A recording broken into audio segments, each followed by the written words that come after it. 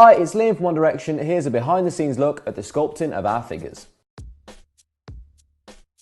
Hi, I'm Alex Carlisle. I'm a sculptor at Madame Tussauds and I recently worked on Liam Payne from One Direction. First we start with the sitting, where we take a lot of measurements, up to 250 and about the same number of photographs. It was clear to me that he was a really nice, kind guy, and I wanted to get some of that expression into his pose. We start with an aluminium armature inside, and we slowly build up the clay onto this and start using the measurements and the pictures that we took to build up his head. We incrementally build up this clay layer over the aluminium armature that we start with, and then using all the different measurements we create the head, and it slowly comes into shape. And over the 5 weeks that we're sculpting it, we're constantly referring back to the reference that we took.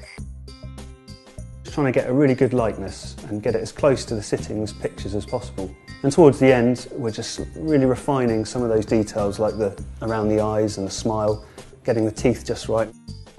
Liam recently obviously shaved his head, which is actually really helpful as a sculptor because it gives you a lot of detail about the shape of his skull, which sometimes can be a bit of guesswork if it's underneath a lot of hair.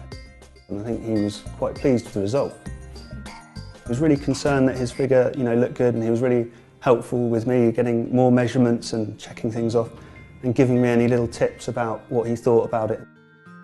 So one aspect of sculpting the head is to make sure that it's as accurate as possible, nail the exact details of the face and get all the points in the right place.